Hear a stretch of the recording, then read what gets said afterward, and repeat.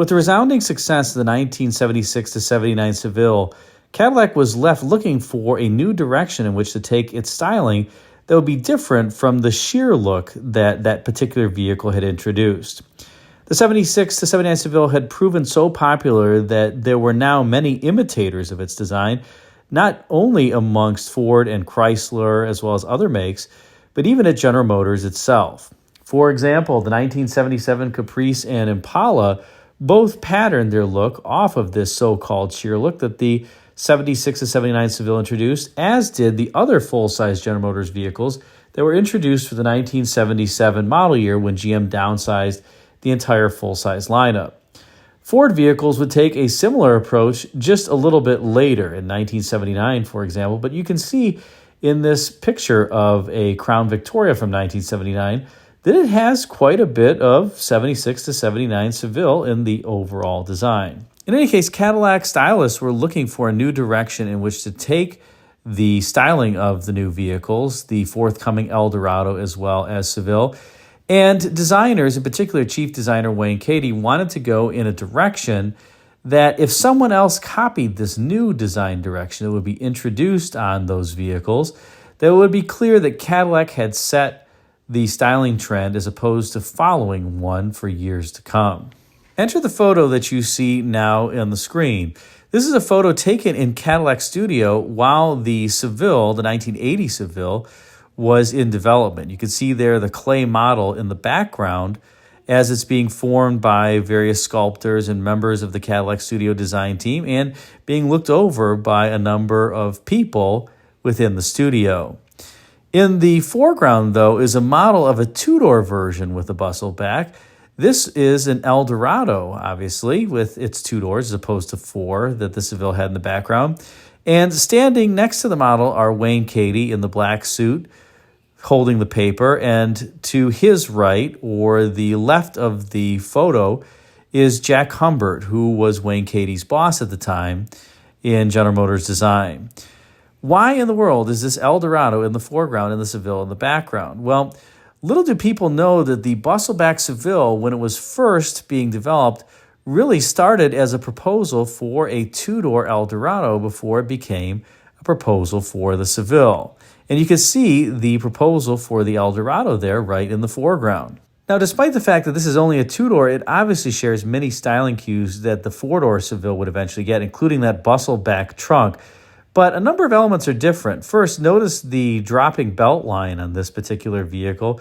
In other words, the glass area at the rear quarter window, that overall vertical dimension is larger than it is at the front near the top of the A-pillar. So a kind of gracefully dropping belt line, as well as the fender making its way, that top of the fender making its way into a shoulder on the top of the door that gradually fades out near the rear quarter window. This would not occur on the four-door Seville that you see in production.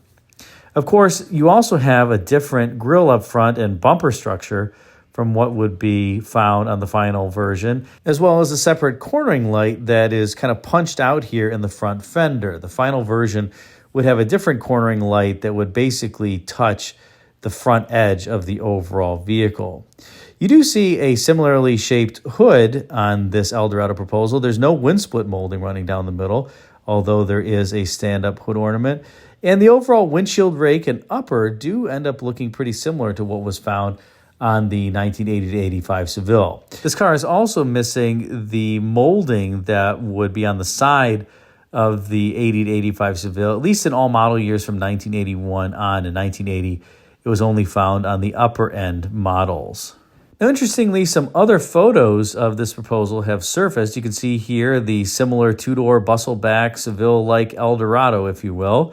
But there are some major differences in the rear three-quarter view of this vehicle versus what made it to the production Seville. Most prominently, those vertical taillights that you can see there incorporated into the sheet metal outboard of the deck lid. The final version of the 80 to 85 Seville would have horizontal lamps in every year, although the design for the horizontal lamps would change a bit as the years went on, but it never had these vertical lamps. You do see, though, that the deck lid does have that middle feature line running down it that did make its way through to production. You'll also notice that the license plate area here is different and how that was finished with respect to the bumper. Here, this bumper basically fits exactly flush with that surface. Whereas on the production model, it's, well, let's just say not as elegant as this. And I do like the little hood over the license plate that you see here that, again, didn't make it through to final production. So there are certainly some similarities, but differences as well in terms of this proposal versus what made it through to production. And obviously one of the major elements is that the car ended up not being an Eldorado at all. It ended up being a Bustleback Seville. And the 79 Eldorado, when it was introduced, had a very graceful proportion and is a beautiful vehicle. It just didn't have the Bustleback that you see associated with this proposal. That begs the question of what happened along the way. If Cadillac was clearly tinkering with a Bustleback Eldorado proposal, why did it end up on the Seville and not the Eldorado? Well, let's listen into the story as told by Cadillac's then chief designer, Wayne Katy, about the gestation of this particular Bustleback proposal for the Eldorado and why it eventually made its way onto the Seville. Well, welcome back to Rare Classic Cars. Here with Wayne Katy, Cadillac exterior design chief from 1974 through the 1989 model year. And we're going to talk about Wayne's baby here, the Bustleback Seville, the 1980 to 85, right, Wayne? Well, I was chief designer for it. I've had a lot of babies. So, this is probably the most controversial one. Well, the design actually, I started out thinking not as a four-door, but as a two-door, as an Eldorado. And these are Eldorado proposals. What I was really looking at is mainly the rear end of the car. Harley Earl used to say that the front was the most important part of the car, and that might be, but I think you spend a lot of time at a intersection waiting for a light to change, and you're looking at the rear end of another car in front of you or next to you. So I just felt that the rear end of the car was really an opportunity to get a really distinctive look, and that's what I was trying to do. And originally I was doing that with the Eldorado in mind and not really the Seville. But how we ended up it being a Seville design was that we were looking at the Eldorado design for 1979, and we were showing a full-size clay model to Cadillac Division, and Cadillac Division refused it as a Eldorado. And Mitchell wanted to be at the meeting because he wanted to talk to the people at Cadillac, the general manager, the sales manager, and so forth. And when they rejected it as an Eldorado, then he said, "Would you look at it as a Seville?" And I don't know, he might have been thinking about that all along. And the general manager at the time, I think it was Ed Kennard, and Ed said, "Yeah, we would look at it." I think he might have said that just to appease him a little bit. A little bit, but then you got it through, and that's really how that happened. Interesting. So we just put another door cut on it and made a few changes, and that's what became the Seville. Well, and there you have it. So the Eldorado proposal with the Bustleback was effectively rejected by Cadillac management, and then GM's styling vice president, Bill Mitchell, proposed it as a Seville, and Cadillac management accepted, at least exploring the idea, and obviously it made it through to production. Now, one of the things, as I mentioned earlier in the video, that Cadillac was trying to achieve with the Seville or the Eldorado's introduction was to introduce a style that was so unique that if somebody were to copy it, others would know instantly where it came from. And in fact, that's kind of what happened. Think, for instance, about the Imperial that was introduced for the 1981 model year as a two-door, interestingly, that had that distinct Bustleback form on the rear. And also Ford introduced the four-door Continental for the 1982 model year that had a similar deck lid as the Cadillac, and it actually had vertical tail lamps on the Lincoln, something the Cadillac didn't have, similar to the scale model that you see here of that original Eldorado proposal.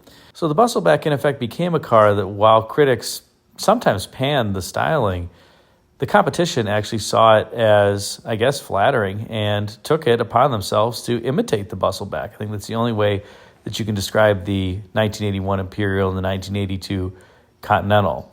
In fact, I think of the three cars, the Seville is probably the most attractive, although I have to say the Imperial is also my favorite. The Continental, not so much.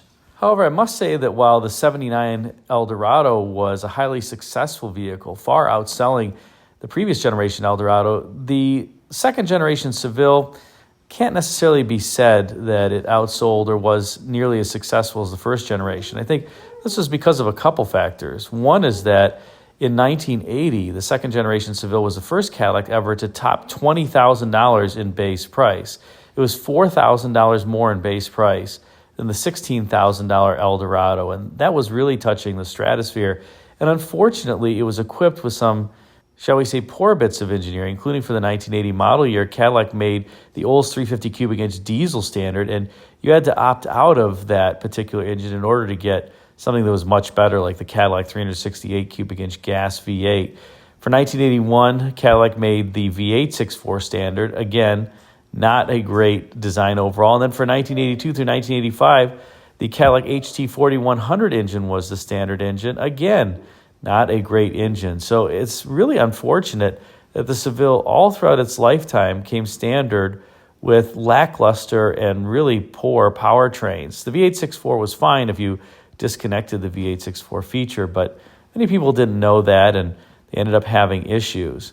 The Eldorado, when it was released in 1979, actually carried over the 76 to 79 Seville's Olds 350 cubic inch engine with multi-port injection from Bendix. Regardless, the 80 to 85 Seville really wasn't the sales success that the previous generation was, as I mentioned before. But I wonder what the sales would have been of the Eldorado if it had taken this Bustleback form. What do you think? Let me know in the comments section and what you think about the two-door versus the four-door Bustleback. Do you like the two-door better or the four-door? It'll be interesting to see which people prefer in the comments. Thanks again for watching this special on the 1980-85 Seville and the potential Bustleback Eldorado.